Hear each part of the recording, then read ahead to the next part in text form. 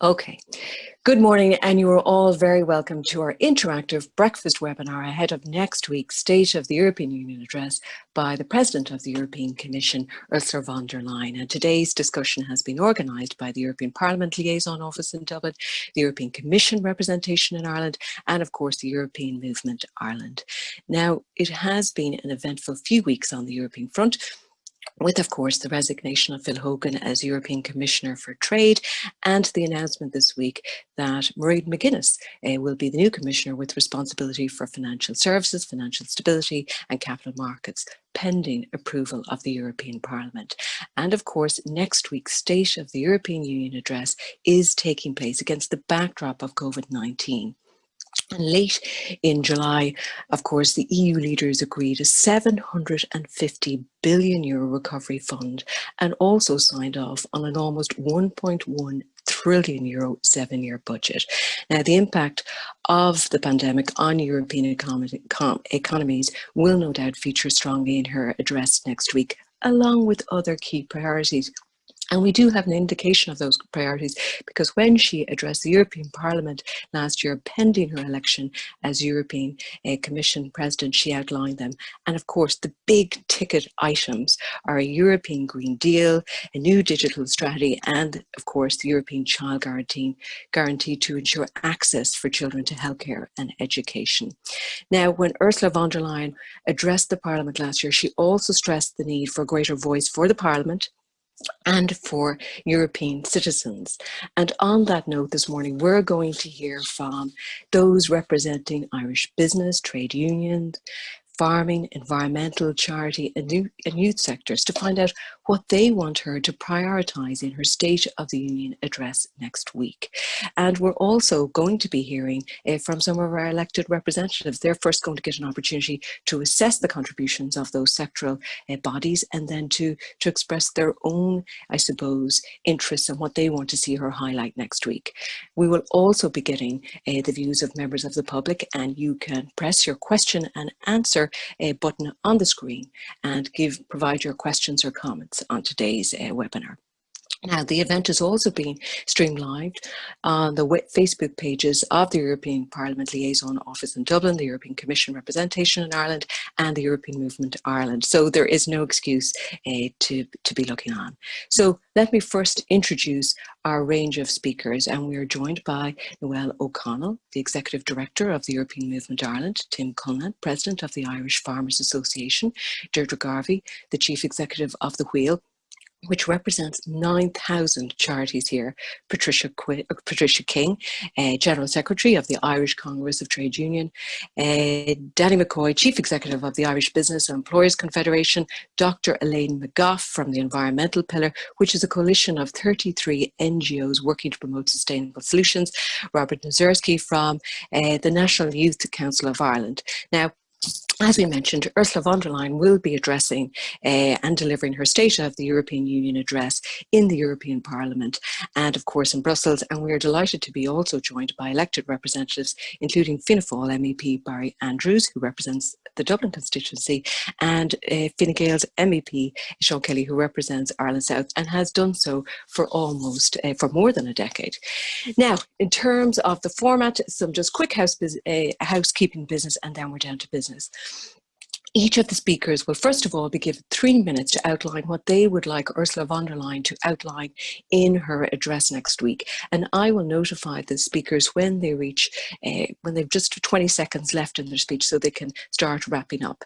There will then be a panel discussion, and then we'll go to questions and answers from our audience. And by the way, the hashtag for today's event is hashtag SOTEU, which stands of course for State of the Union EU.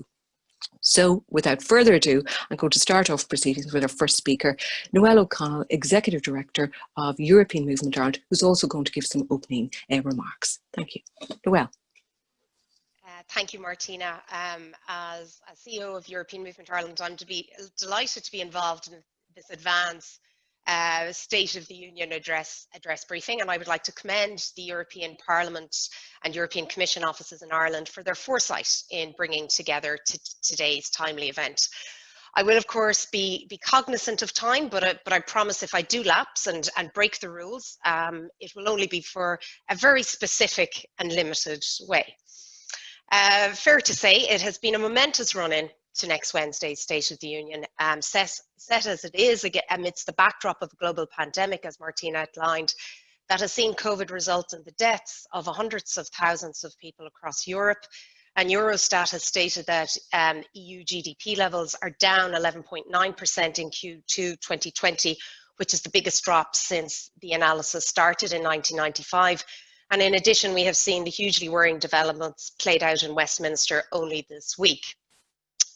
And so in President von der Leyen's State of the Union address on the 16th of September, from a European Movement Ireland perspective, I hope the following features. Firstly, that we see a detailed roadmap to recovery. Secondly, the commitment to deliberative democracy initiatives that hear the concerns and engage the views of all Europeans. Thirdly, the promise of sustained social responsibility. And finally, an EU that is not afraid to lead on the global stage, a European Union that defends and champions the upholding of the founding values of our shared union. So firstly, next week, I hope that we see a framework for a sustainable recovery focused on the dual green and digital transitions, possessing a substantial social component that protects employment and enterprise and ensures economic prosperity.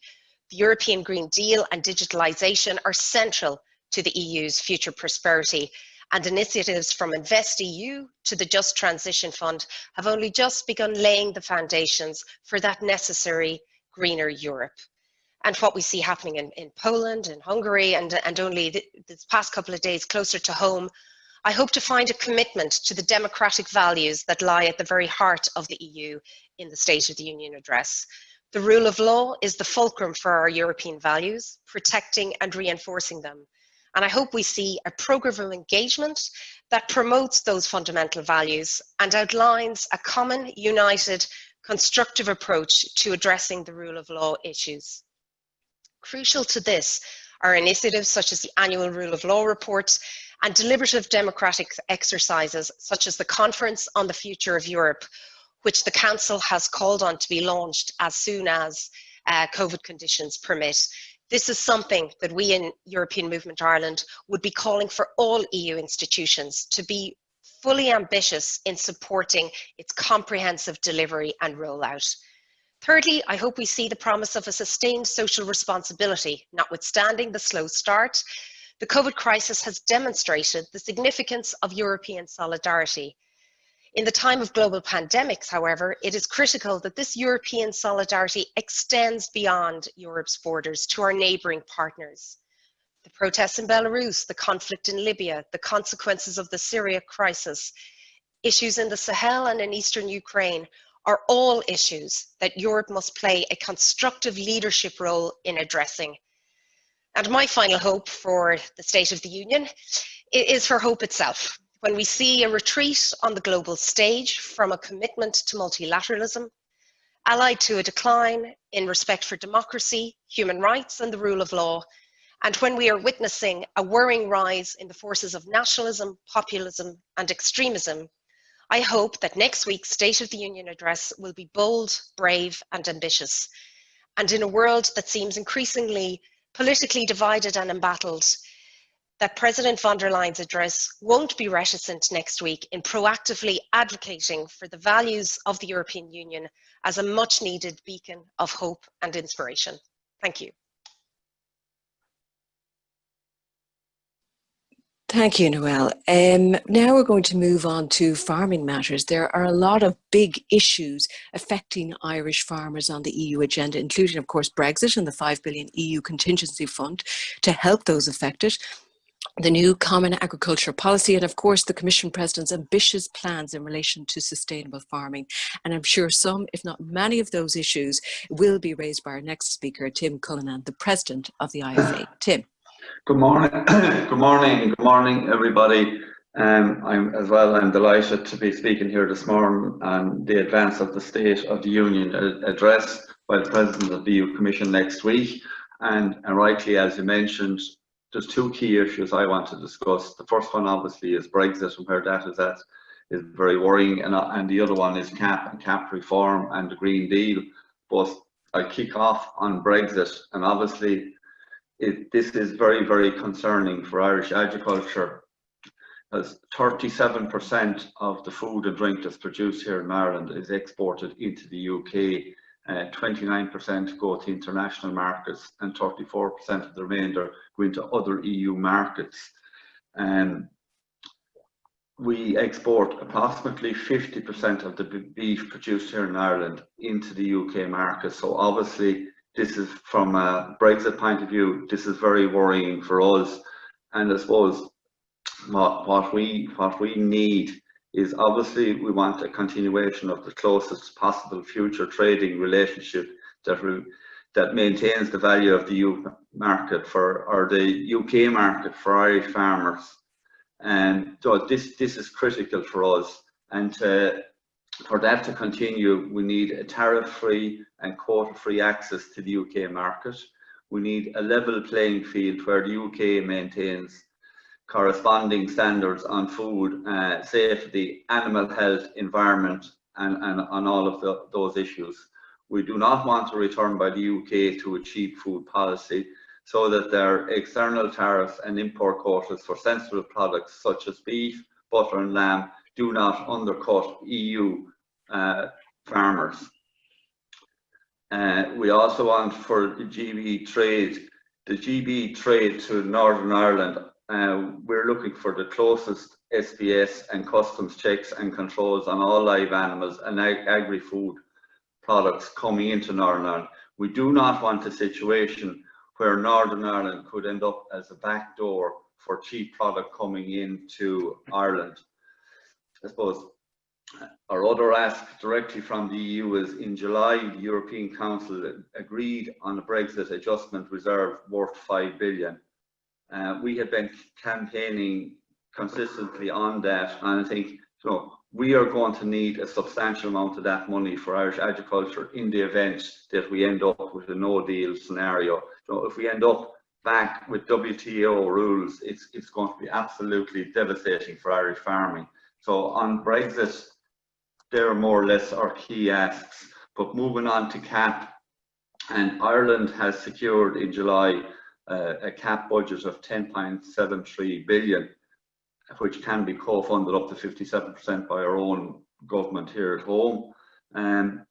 If we look at what CAP does for Ireland, first of all, there's in excess of 173,000 people employed in the agri-business here in Ireland. So, like, this is essential for not just for Irish farmers, but it's spread out right across the local communities. So it provides jobs in all the rural and local areas in Ireland. Like, agriculture is 8% of the GNI here in Ireland, so it's a very important sector in the economy. And time, Tim. Yeah, on the Green Deal, like, we have a farm to fork, biodiversity, and we have an eco scheme in Pillar 1. I am asking next week that the President relooks at this. These are aspirational asks. What's been asked here that Irish and European farmers have to produce food with less land, less products to do that. And another point there is on carbon capture. I want to ensure that the EU will reward Irish farmers for the capture of carbon. We want to play our part in the Green Deal, as in renewable energy and reducing emissions for Ireland Inc. Thank you very much. Thank you. And as you can see there are lots of issues for Irish farmers on the EU agenda at the moment. And I'm sure Tim could do a full hour's talk in terms of all the issues he needs to get into. Now, fighting poverty and ensuring children have access to healthcare and education are among the priorities of this Commission. And we are all very aware of the great work that is done by Irish charities in these areas. However, earlier this year, there was a very stark warning from the sector about the impact of COVID-19 on fundraising. So against this backdrop, Deirdre Garvey, the Chief Executive of the Wheel, is going to outline what she wants to hear in Ursula von der Leyen's State of the European Union address next week. Deirdre. Thank you very much, Martina, and thank you to EMI, the Commission and Parliament representations in Ireland for the invitation. I'm really looking forward to it. And I think the words, we in the wheel, knowing the impact that this crisis has had on charities, community and voluntary sector, generally civil society, I think we don't understand and fully appreciate the contribution that this sector makes, not just to the work that it does in terms of the services it provides, but also to the economic and I guess productivity of this country. There is a turnover of 14.5 billion in the Irish charity, community and voluntary sector, and it employs almost 200,000 people. So the areas that I would like to see reflected in the President's State of the Union address are social economy, citizen engagement, sustainable recovery and Green Deal. Social economy first. Right now, citizens, people, communities, companies and enterprises of all sorts, including civil society organisations, are suffering from the consequences. We know we're in a deep recession. It's widening the social divergences and economic divergences across the regions and in the member states. It jeopardises the cohesion of our union. Urgent action is needed, and the importance of the cohesion policy, and in particular the European Social Fund, must continue to be used as key instruments for social convergence, inclusion and quality job creation through support and incentives for the 2.8 million social economy enterprises and organisations, which are very often charities and community and voluntary organisations in this country. So if the transformations that are to be needed now and stated already are to be successful, the social economy and civil society have to be enabled to play their role within societies and the economy. Secondly, citizen engagement, and we welcome in the wheel the support that significant progress has been made by the Commission and the Union to increase engagement with civil society organisations and citizens. We know from the 2020 work programme that there will be a new conference on the future of Europe, engaging citizens to shape the future. So what we really hope is that the President's vision for participation is as inclusive and wide-reaching as possible, supporting the involvement of all Europeans and particularly hard-to-reach group. We like to think that the realities of people's lives are strongly reflected in this process, and our experience really needs to show that it has to be an ongoing process and more than a one-off. So we really invite her to lead out on processes that are innovative, meaningful, ongoing, ultimately strengthening citizens' belief in the value of European citizenship. Thirdly, sustainable recovery. And after presenting its first ideas on the Strong Social Europe in January 2020, the Commission does promise to embed the twin digital and climate transitions into the unique social market economy, while also ensuring social fairness, sustainability and economic growth. And we hope to hear the President put people and communities at the centre of these transitions, guaranteeing that no one is left behind.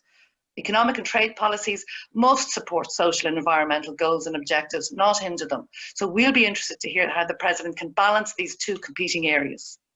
And lastly and fourthly, the Green Deal, about which many people will speak today, I'm sure. At the wheel, we welcome the European Union's ambitious Green Deal. We really wish to hear the President outline a vision for sustainability that is community-led and supporting communities and people to be socially resilient, environmentally healthy and economically strong in as all degrees as possible, as much as possible. So in concluding, these values of solidarity, strong social cohesion and the principle of no one being left behind, they are really, I guess, layman's language of the founding principles which underpin the EU. I really, really look forward to hearing a State of the Union address by the President, which is clearly marked by the overt presence of these values for all to see. We have to be able to take leadership, and we trust that she will provide that. Thanks very much. Thank you, Deirdre. Now, Ursula von der Leyen previously stressed the need for an EU economy that works for people, and she has promised better working conditions for workers and also for supports for those who lose their jobs. And that was before COVID-19. Now, this is particularly important now in this context. Now, our next speaker will be outlining the priorities of the Irish Congress of Trade Unions, which comprises 44 affiliated unions north and south of the border. Would you please welcome the General Secretary of ICTU, Patricia King. Thank you very much, Martina, and good morning, everybody. And thank you for the invitation to make this short address on behalf of the 700,000 workers across the island who are represented by ICTU and its affiliates. So in view of the time available, I'll get straight to the point and focus on 3 issues of national interest that I would like to see the President of the European Union address next week. So the first obviously concerns Europe's response to the economic fallout of COVID-19.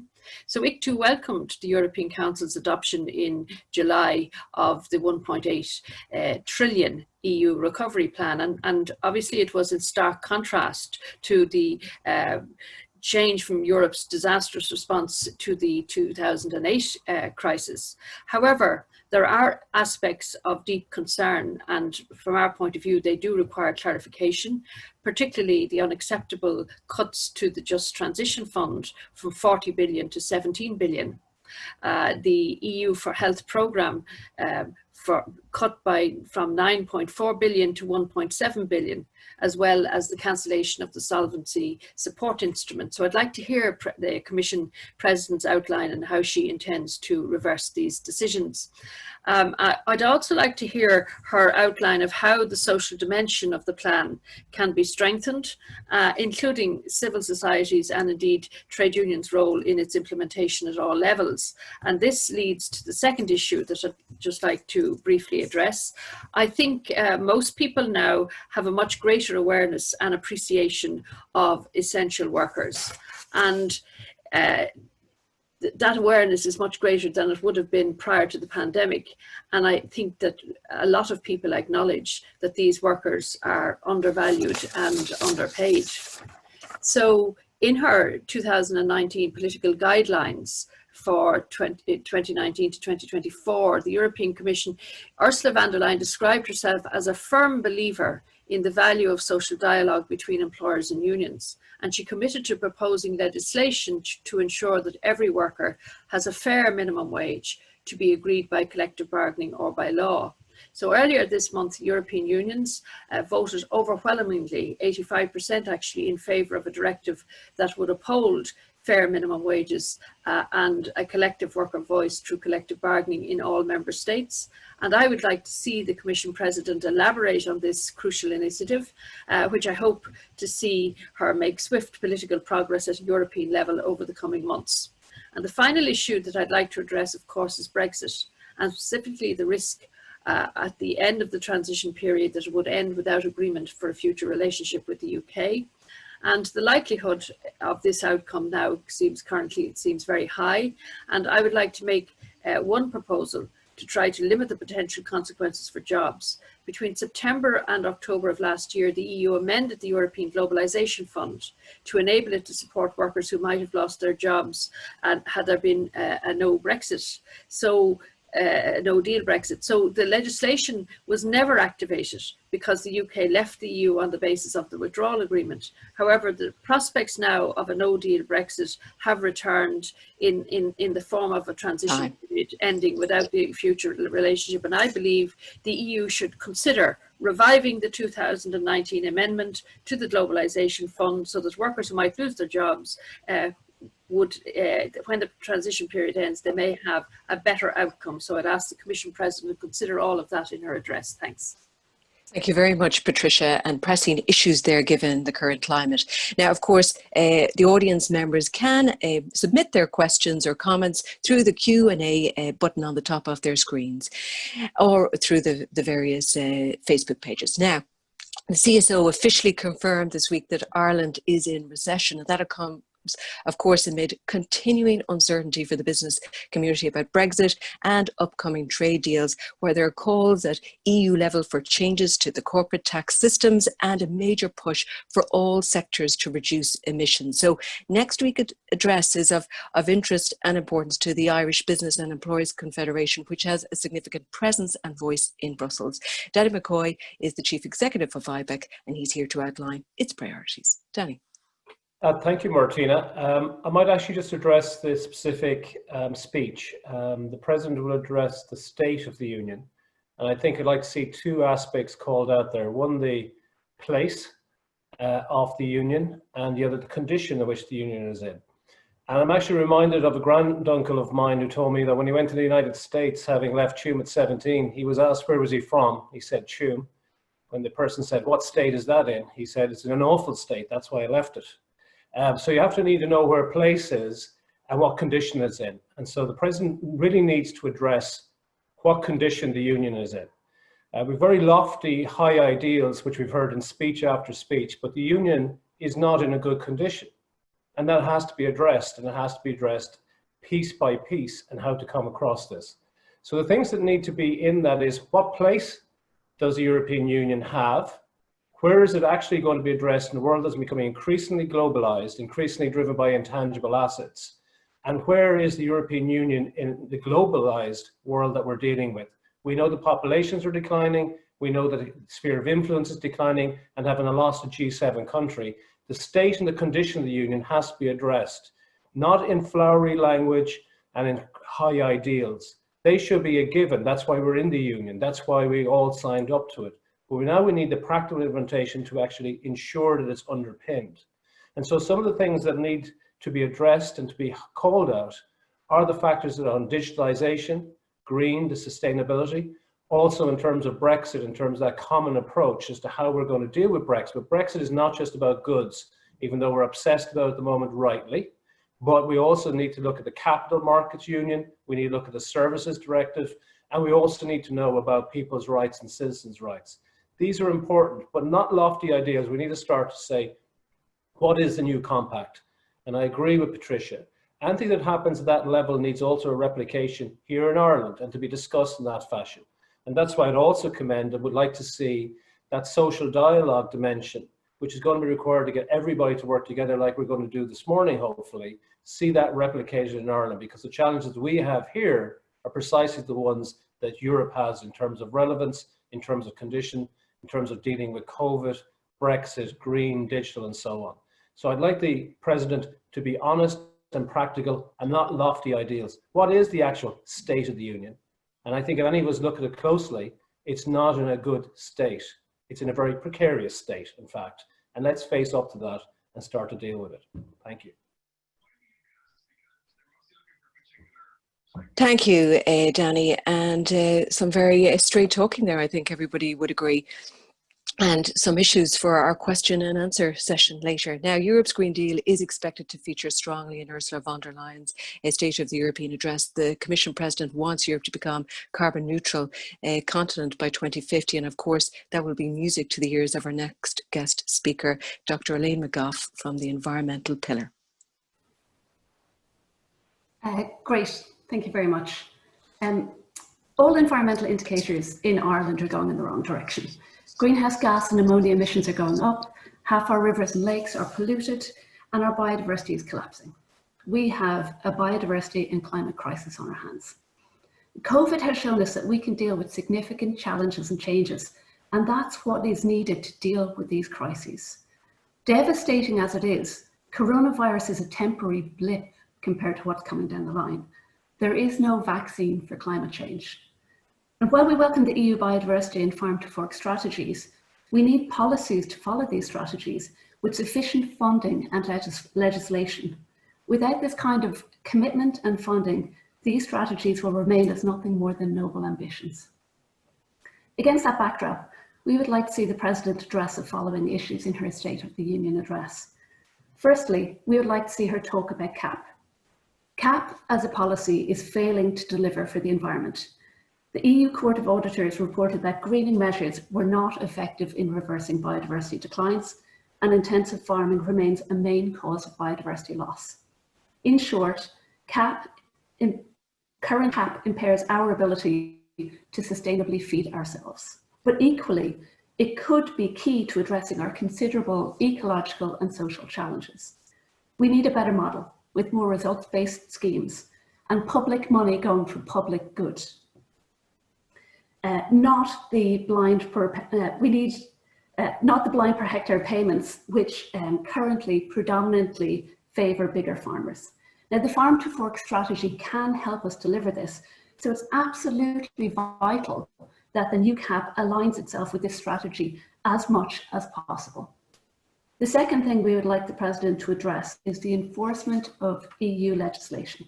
Europe is built on the rule of law. But if we don't start respecting and enforcing EU legislation, then one of the primary tools for protecting nature is defunct. More resources are needed in DG ENVI to tackle complaints to the European Commission on Habitats Directive failures at member state level. Currently, as NGOs, this is our only recourse to secure legal compliance from our government, so we depend on this.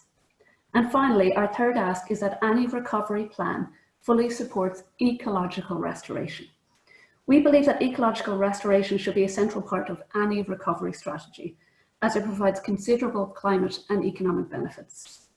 However, we need strong checks and balances to ensure that any green recovery funding actually achieves its aim, that it does provide green measures. COVID has stopped the world in its tracks and exposed major weaknesses in our economic model. We now have an opportunity to rebuild a system which isn't predicated on GDP growth. We need a paradigm shift. We need a paradigm shift to provide a system which values and restores nature, provides food security, and protects our local communities. Our economy and well-being is built on functioning nature, so we very much need to prioritise that. Thank you very much. Thank you, Elaine.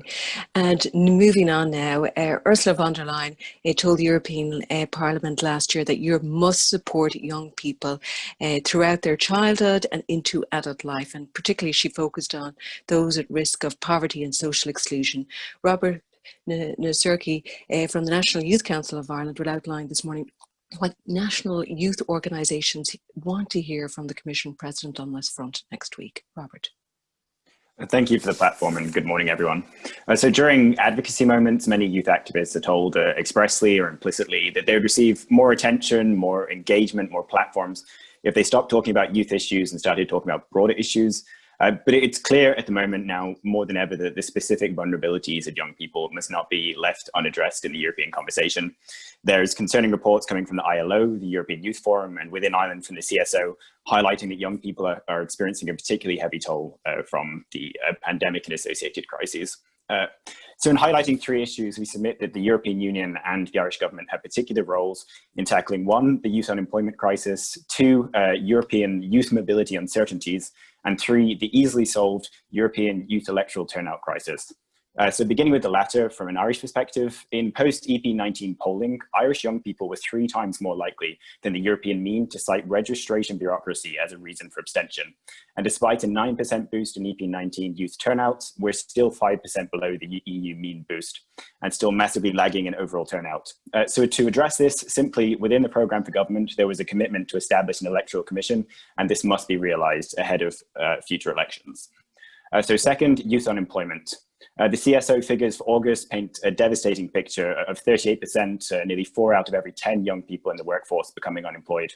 The YFJ Global Survey suggests there's a 17% drop internationally in youth employment figures, with young women being disproportionately impacted. So within this space of economic uncertainty and the rampant gig economy, is it worth considering within the framework of the EU Youth Guarantee that the European Commission should look beyond formal employment figures presented by Ireland? Can we ensure that quality of employment is a metric seen as essential as employment figures? Otherwise, young workers and workers' rights more broadly during this crisis and the long recovery. Finally, European mobility and solidarity. So the EU, as others have said, must engage with civil society and the EU youth sector. Dialogue with these networks will be essential to uncover hidden vulnerabilities during this crisis and ensure we build back stronger. Further, European civil society is experiencing terrifying open and covert suppression across Europe, and COVID-19 must not be an excuse to cut EU youth programmes. It's difficult to overstate exactly how essential these funds are for structural support for CSOs and youth organisations in various European settings and within Ireland. The EU has limited grassroots. It's dependent on these international networks of Europeans to engage citizens. So if these networks are interrupted or stifled, even momentarily during this crisis, then we risk losing institutional memory and part of the fabric of EU democracy being incredibly damaged. Thank you. Thank you very much, Robert, and lots of feedback for our elected representatives to assess and to take in this morning. And of course, Ursula von der Leyen will be addressing MEPs next week in the Parliament. Now, Fianna Fáil's Barry Andrew represents the Dublin constituency. He's our next speaker. He, of course, was previously served as a Minister of State and as a TD. He also is a former Chief Executive of Gold and a former Director General of the Institute of International and European Affairs. And he currently sits on the Parliament's Committee on International Trade, which at this moment in time is very important. Barry. Thanks, Martina, and good morning to everybody. It's really a great gathering of people this morning to discuss this very important event next week. It'll be my first time attending a State of the Union address, naturally, and obviously President von der Leyen's first time. But this morning, you know, just a quick thought. Maybe 1 million people are represented on this discussion this morning between those affiliated with ICTU and Ibec, with farmers, people working in the community and voluntary sector, and indeed young people and those who identify with the environmental pillar.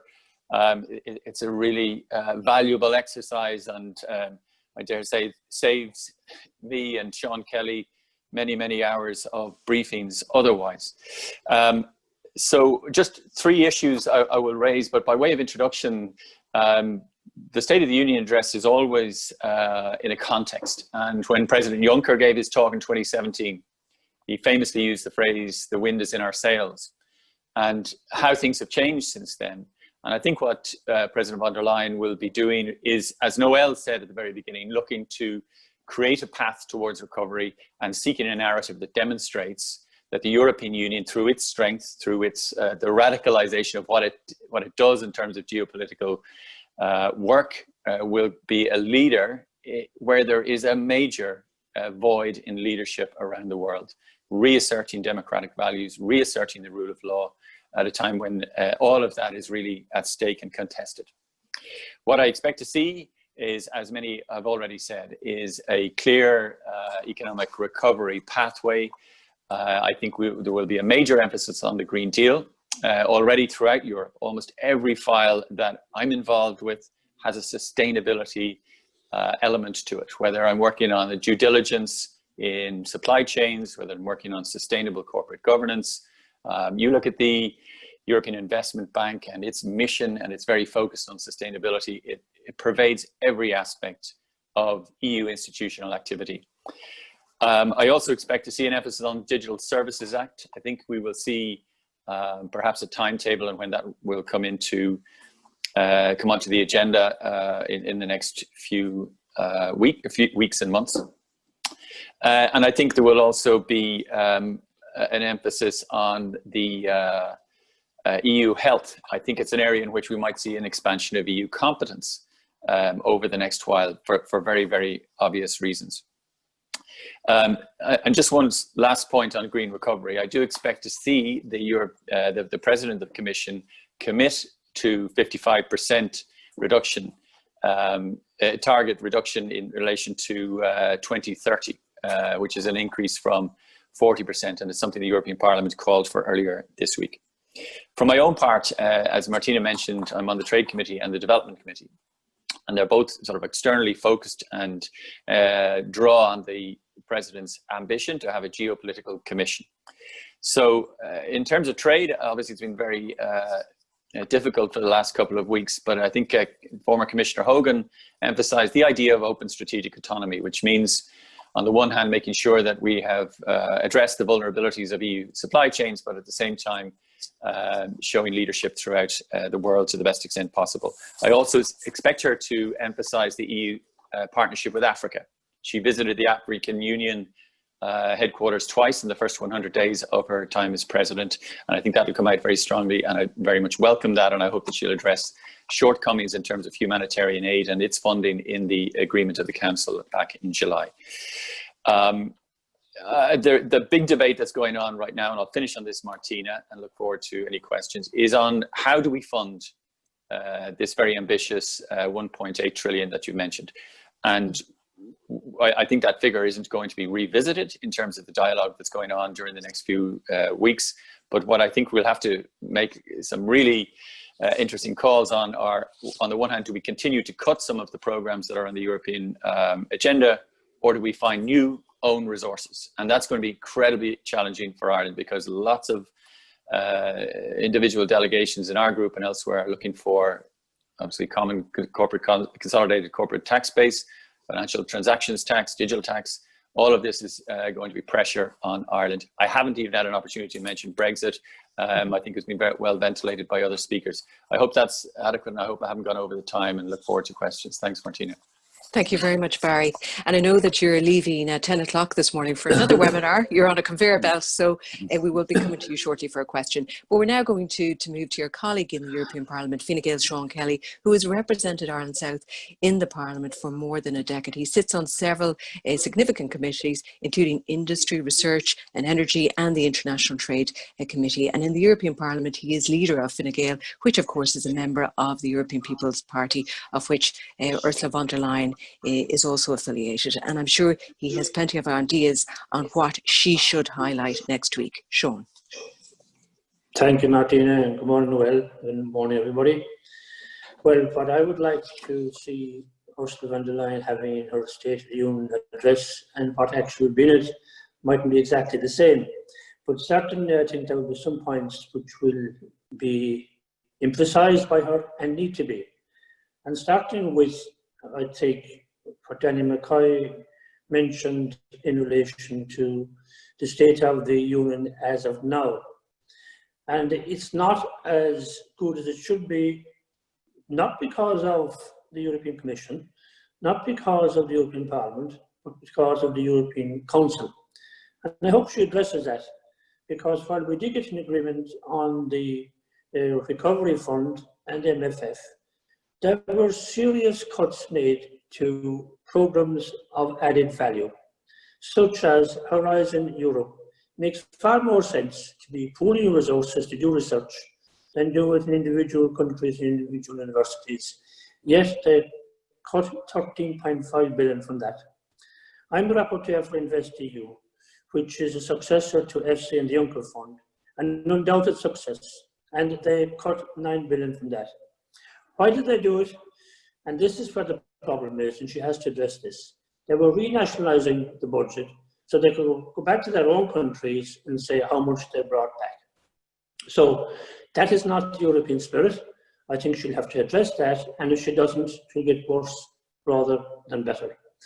Now, having said that, the fund itself is, again, it's good because it's the first time we got mutualisation of debt, and that is important to the recovery fund. And also, in fairness to the German presidency, getting the MFF sorted was a good achievement. Now we have to look at how it's going to be done and divide it up, and she will be dealing with that. The recovery will obviously focus on what was her main plank, really, the Green Deal. People have spoken on it, and she will be emphasising that, especially, I think, to get legislation that we will have to be carbon neutral by 2050, and also maybe 55% target. Now, Barry referred to this. My one concern there is that that target could be arbitrary without an impact assessment. But definitely, I agree completely that, and she will be emphasising this, that we have to up our ambition, not leave it as it is or decrease it. But we will see how she will handle that. That will be important.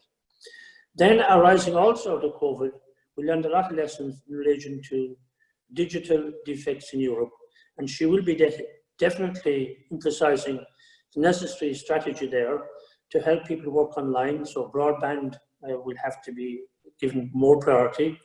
New technologies will be coming online, and helping startups in the whole field.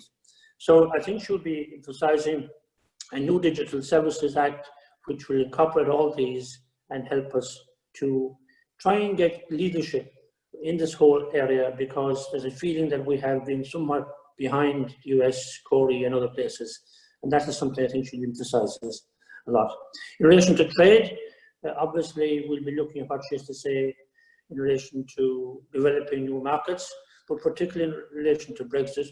And I do hope that she puts the boot into Boris Johnson and the British government, especially in relation to their intended plan to alter the withdrawal agreement. That is not acceptable. She must say that. I think she must say that we want a deal, but make it very clear also that if the British don't want a deal, the European Union is ready for that. I think she'll be emphasising that once more, and that will be important. As I say, from an Irish context, obviously a trade deal is absolutely vital for us. Tim outlined there the consequences for agriculture. They're phenomenal, really, and that's why that €5 billion fund, if that could be increased in the worst case scenario, that's something we would like to see. And in the whole area of CAP, I think the key there will be that it has to work for farmers. I think that's the point she has to make. I think there's a willingness by all sides that we do need the farm to fork. We do need biodiversity. We do need to have more greening of the CAP, but it must be done in conjunction with the farmers themselves, because they're quite willing to make it work. And if it doesn't work for them, it won't work for the environment. So I think that's an important point, and I think hopefully she will emphasise that. I know in my own group, the EPP, of which she is a member as well, that is something that's been emphasised very much in the last week or two. Also, I just want to say that as a member of the Human Rights Committee, I expect her to address migration, especially the terrible situation in Turkey in relation to Greece and Cyprus, that I'll be willing to stand by Greece and Cyprus and won't take bullying from Turkey. That'll be important. She'll obviously, I think, address Belarus, Ukraine, and of course, own resources is going to be important, because we're all looking for money. Very few are saying how this money is going to be paid back, and I think they will definitely be emphasising own resources, how they can improve that for the European Union, and I think she'll be giving some very clear guidelines on that. One thing she won't mention, which I wouldn't mind if she did, hobby horse of mine, which was mentioned by Juncker last year after a public consultation, daylight savings. That probably won't be mentioned, but I'm totally against the biannual clock change. Ireland, unfortunately, rejected our proposal, but if she doesn't mention it, we might have to look at that again. But aside from that, I think it will be a very good address by her. She did very well the last time. She's a very competent lady, she's practical, and I think she will do very well, and looking forward to it. Thank you very much. Thank you, Sean. Now, as I was making the point there, we have questions coming in from our audience, and I'm going to disperse them with a discussion now. And I would ask all our guest speakers to be mindful of time. Now, one of the issues that came very strongly and was made very pointedly, I think, and Sean mentioned it there, was Danny McCoy's contribution and about the state of the European Union. And I'm going to ask our elected representatives about that, because he clearly said we don't want to hear lofty ideas, and it is at a critical point. And the Belgian ambassador to Ireland, Pierre-Emmanuel de Bouw, he has made the point that the stakes are very high at the moment, domestically and internationally, and the EU has a capacity to make the difference, but this capacity is often ill-supported by a narrative, so that communication issue again. So I'm going to first of all ask you, Sean, very briefly about the State of the Union, because and that people don't want to hear lofty ideas. They want to hear how they're going to get out of various crises and what it is doing in terms of democracy across the Union. Yeah, I think that's a very important point, and as I said, it's something we've been discussing in our group over the last week or two. I think one of the things we're missing there is the whole question of added value. It's not getting across at all. While the European Union is spending lots of money, it's never actually recognised. Even things such as CAP. Recently, communication went out to farmers from CAP, telling them that they were going to get such payments on the October and more in December and so forth. There wasn't one mention of European funding in it. It was coming from the Department of Agriculture. And that's just one simple example. And unless that's addressed, and we can actually show where the added value is, it's going to get worse, because there is a tendency by governments to appease nationalists, as we saw with the council meeting there a month ago. And it's happening in every single country across Europe. There's a movement somewhat to the far right. There's efforts being made to outflank them and to appease them. And I think Europe will suffer enormously unless we can actually look at this in a more objective fashion And the Commission has to really lead in this and pull the Council over the coals when they're going down the nationalist route, because we'll finish up back where we were prior to the European Union starting it all. And it is a big danger, and I'm very concerned about it because it's almost creeping nationalism at this stage. And I think that meeting where they made monumental cuts to actually everybody know wonderful projects, even like Erasmus, it makes no sense. It has to be addressed. Okay, and Barry Andrews, what's your contribution then? And other questions have come in for you, but Barry, in terms of the state of the Union and what you've heard from some of our guests and the need for greater emphasis on democracy and for people's voices to be heard. Yeah, well, look, I'm an optimist, Martina, and you know, let's just take a look globally here. You know, look at the state of democracy in the United States. Look at the state of democracy in many other parts of the world and compare it to Europe. Yes, we have challenges in terms of respect for the rule of law in certain member states. There's no point in getting into the detail of that, and that is true.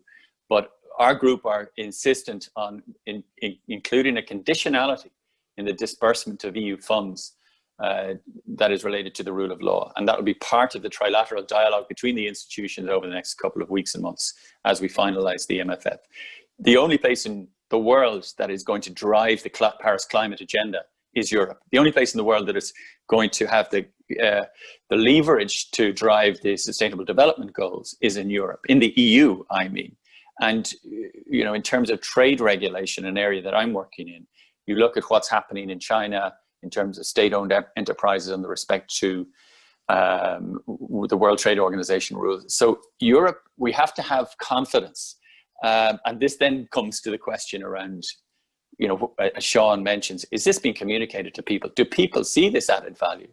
You know, it's a perennial challenge for Europe to actually explain what happens there that's positive. You know, we talk about the unity of the European Union, by the way, Martina, and I'll just make a quick comment on Brexit and the chaos and nonsense that's coming out of Whitehall right now in Westminster is forging the EU unity, not just this week, but over the last 4 years. So the European Union has been able to speak with one voice. Leaving the European Union looks like a really bad idea. And sentiment towards membership of the Union is very high. Turnout to the last European Parliament election was extremely high. So yes, there are massive challenges, and COVID is the context in which all of that is happening. But I think the European Union will continue to be a leader geopolitically, and I think that will really strongly come out in President von der Leyen's speech next week.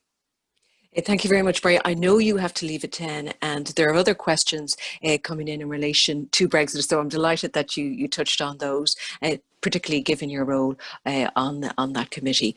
So thank you very much. In terms of that theme of the State of the Union, I'm also going to ask Noelle about that, because you brought that up in yours, and you travel across the country, you talk to young people, and you talk to very many interested groups.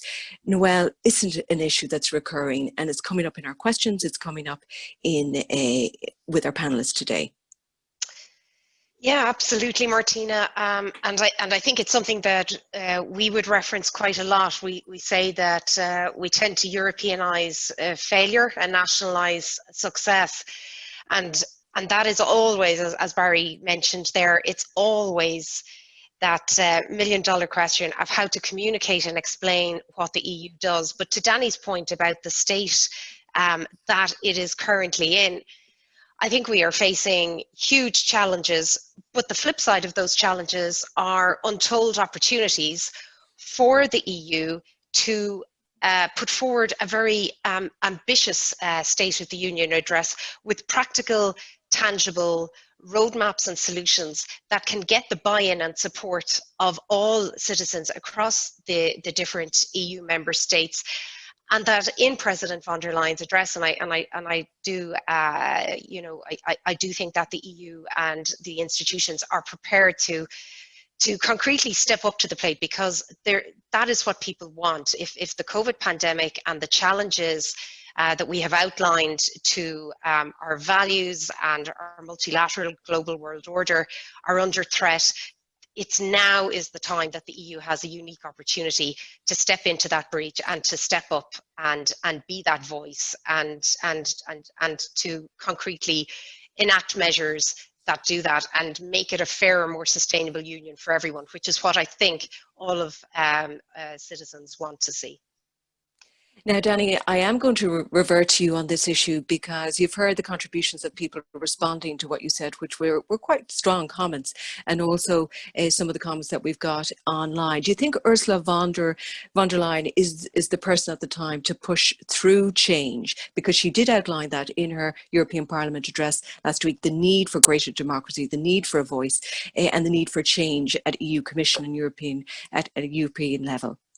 Yeah, so I suppose my comments, Martina, were two parts about the state of something is what place or role and what actual conditions in. And so some of the conditions that we're experiencing in the European Union right now from a business perspective are finding it hard to keep up with the changing globalization and the nature of intangible assets. So we've seen a couple of things from the European Commission that have been relevant to Ireland that have been pushed back on. The Apple tax judgment, for instance, the Schrems, on Facebook, on data, etc.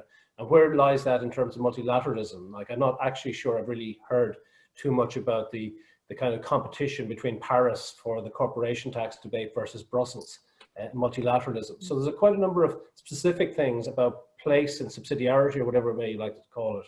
And the conditions are, notwithstanding the rule of law issues that are going on, do we believe that the European Union economy actually is in a strong place? Contrast the results just this week of Ireland's positioning in terms of being a hub of globalization. Like, the likelihood is that history will show, in terms of GDP, it might be very difficult to even find COVID in the stats for 2020, because it looks like we'll have a very low single digit, or perhaps none of a drop when the dust settles on 2020, because it's this K-shape that's occurring, because we're overexposed to those globalization, pharma, medtech, and so on.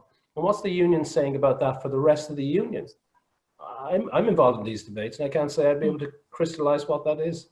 So there's a lot of talk about what I call those lofty ideals, but actually the world is changing very dramatically. It's not even just about democracy, it's about the way that we actually are transacting now. I'm not sure that Europe is fully on the vanguard of that. It can be, has been in the past, but it's got dragged into nationalism even in those spaces. So state aid, broadly defined, I think should be discussed in the State of the Union. Thank you. And obviously Brexit is another issue which business interests will be concerned about. Can I move on to a theme that's coming through in all of our questions? Whether it's David Minton, Director of the Northwest Regional Assembly, it's about leaving, I suppose, sectors or areas behind. And he is pointing to the principle of subsidiarity, and that should Ireland and the EU reaffirm their commitment to this principle, ensuring our regions are connected and region inequalities addressed. Others, like Paul Ginnell, is saying there should be an emphasis on the European Pillar of Social Rights and an implementation plan for that. In terms of Jerry O'Sullivan, there needs to be an emphasis, who is from the Erasmus and National Agency. He is saying that really there should be a focus on EU-wide education, and others have talked about inequality across the EU, tackling racism, unemployment. Isn't there very much a concern now that the EU really has to act in making sure that certain sectors and even certain regions aren't left behind? And I'm going to start with Patricia King there. Yes, and just in contrast to maybe the points that Danny has made and the topic that you've introduced now, Martina, into this, just to say to you, the other side of this is that across Europe, you have very high levels of inequality. You have very high instances of low pay. By the way, I include Ireland in that as well, in particular sectors. And you have workers' inability to earn a decent wage, to earn even a minimum wage, a living wage, that they can have an income that they can live on. Now, if you have such, and their ability to do anything about that is very restricted. It's non-existent in Ireland. Because workers are denied a right to collectively bargain on behalf of their members. Trade unions are denied a right to do that, and workers can't do it. So if you have across the continent of Europe and across the EU swathes of people who are in the conditions of very low pay, precarious working conditions, not able to have a decent income. What does that breed? That breeds all sorts of other social consequences. And if there is a pillar of social rights, there is little adherence to it in terms of its implementation. It is one of the key pieces to try and resolve the issues around Europe. Obviously, on top of that, you have a whole migrant issue. You're seeing some of it in Greece yesterday, and the horrific outcome there.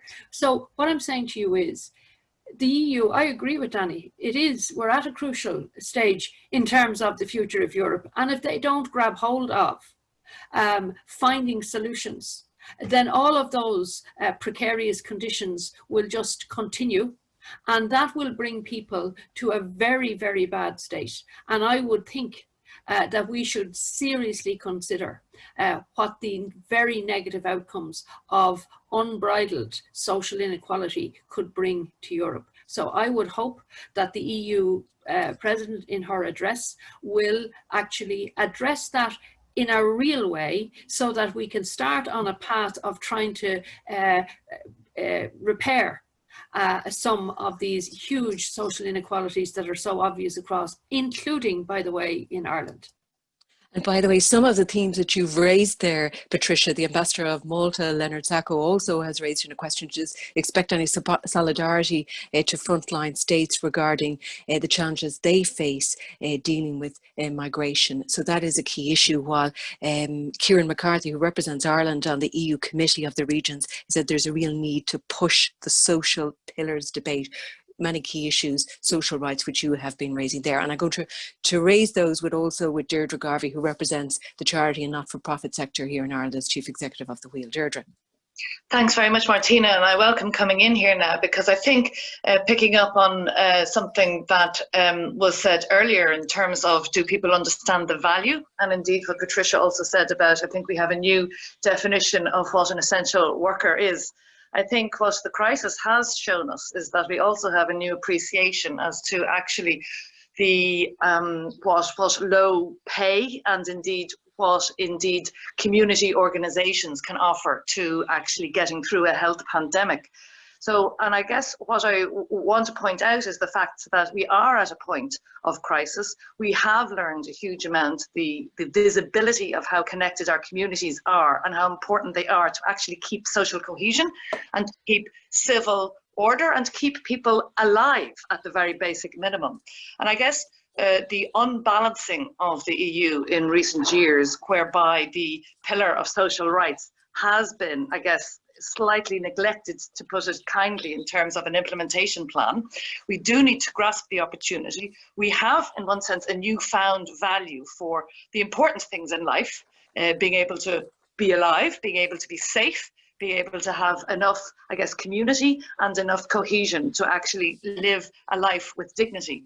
And that requires work at the economic level, it requires work at the social level. And I guess our proposition and our desire would be that the EU learns from this situation and actually puts a sustainable plan for making the contribution of communities and people at the heart of our economic recovery, because we've seen it's possible in Ireland. Everything that was replicated during COVID and in Ireland has been seen all over Europe. There is a huge contribution to be resourced there that is not being resourced, and it is absolutely necessary to achieve the social equality that is needed, and it is absolutely necessary to make sure that people in Ireland and indeed Europe have access to the education that will bring economic prosperity. Thank you. Thank you very much. And now I'm going to change tack, and there's been a lot of emphasis from some of our contributors, not surprisingly from Tim Cullinan, about Brexit, but also about the new Common Agriculture Policy. And Tim, as President of the Irish Farmers Association, you may feel yourself in an unusual position this morning, because I did believe that Dr. Elaine Goff from the Environmental Pillar also had concerns about the new CAP policy. So I'm going to turn to you and to outline what you'd like to see in relation to CAP, because that's so important for Irish farmers. Absolutely. And as I said already in my speech this morning, that we have a budget for Irish farmers. You know, this is critical because this money is dispersed right across rural Ireland, and you know, it's keeping. But what we have to be very cognizant of here is keeping people in rural Ireland. If there's one lesson that we learned from COVID-19 is, you know, people living in crowded spaces in cities. We have a situation now where people want to move to rural Ireland. So we have to ensure that the next CAP budget is focused in a way that will sustain farming, particularly in the western seaboard of Ireland, where the terrain is challenging. So we need funding into those areas to ensure that farming can continue in those areas. But I just want to go back to the Green Deal and the farm to fork and biodiversity again. There's a number of measures in there that's going to reduce the output of food in Europe. And if there's one lesson we have to learn from COVID-19 is, like, food producers in Ireland and right across the EU were in the frontline service, because whenever you have a pandemic, like, in fairness, you know, we have to acknowledge the health service and all the work that was done there. But without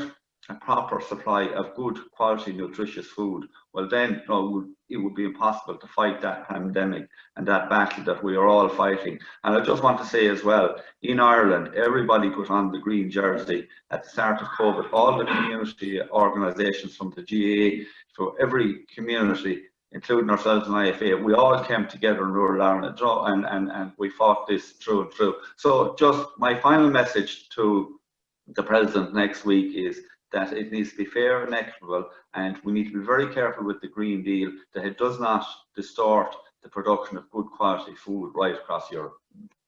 And obviously the Just Transition funds will be important too on how they're allocated, you know, to help farmers, because she has stressed the preservation of rural areas and those who are working on the lands. Absolutely, absolutely essential, you know, that it is a just transition, and if there is going to be changes in this, and there needs to be the proper funding and the space and the time to do that as well. Now I'm going to move straight across to Dr. Elaine McGoff to give her an opportunity to respond to that, because I'm sure that she is very happy with a lot of what she is hearing already from Ursula von der Leyen in terms of the farm to fork strategy and the biodiversity strategies. But can you take on board also Tim's concerns, Elaine? Yes, absolutely. The interesting thing is that the environmental pillar and what Tim is saying would agree with each other quite a lot. We agree that the Western Seaboard does need investment, that farming on the western side of Ireland is very difficult. But what I would highlight in regard to that point is that the CAP system that we have is failing those farmers. Those farmers, at the annual wage of a dairy farmer in Ireland is 66,500. A cattle rearing farm is €9,000. So again, it also ties in with social justice. There is a massive disparity between what farmers are earning in Ireland. And what we would like to see is those farmers, those small farmers farming on very good quality, like biodiverse lands, would be rewarded for ecosystem services, for providing biodiversity, for protecting birds, for providing carbon storage. So what we need is to make being an ecologically sound farmer financially viable. And that requires a new deal between farmers, the government, retailers and consumers. Because we do know that food is very important, and coronavirus did very much show up how shaky our supply chains are. The argument that Ireland provides food for the world, on that, Ireland is actually a net importer of food. In 2017, we imported 72,000 tonnes of potatoes and 23 tonnes of cabbage. Now, I know there's things that we will need to import in Ireland, but potatoes and cabbages are not those type of things. What we do well is that we produce dairy. When I say do it well, I do it, that's purely in economic terms. We export 90% of the dairy that we produce. We are not food secure. So while myself and Tim would agree with each other in certain regards, I would say we need to take a good hard look at the food that we are producing and move towards food sustainability, which is socially just. The farmers, the poor farmers, need to be supported. We need to have food security, and it needs to be done in an ecologically sensitive way. Thank you very much, Elaine. And a lot of questions coming in on broad issues such as reducing inequalities for those with disabilities to improving migrant conditions across the EU. But I am going to go back to the key issue, State of the Union, and also the key challenges facing it. Young people face a lot of challenges with in the aftermath of COVID. We're still living through it. Robert, what have you heard today in terms of the National Youth Council of Ireland's agenda would make you concerned, or that you feel that Europe is going in the right direction? I think what's been great to hear is a theme from, I think, all participants of a desire for frankness in the State of the Union. That's been a common theme, and I think the European movement's own polling through the Red Sea, I think 1 or 2 years ago, framed Irish young people as some of the biggest, the most pro-EU demographic in Europe. And if we're not turning out to vote, you can try and draw some conclusions from that. And perhaps the EU is being presented in a way where it's not too seen as a malleable institution that people can engage with. So if the EU is discussed frankly by leading political figures, then people may be more willing to engage with it. I think during the debate on Brexit in the past few years, there's been, and with the fear of Euroscepticism across Europe, there's been a fear of having frank conversations about Europe. There's been an uncritical presentation of it. And if we have frank discussions about Europe, if we discuss it, warts and all, then I think more people are going to be willing to actually engage with it as a project, because it's a project, it's an ongoing conversation. It's not perfect, and we shouldn't treat it as such.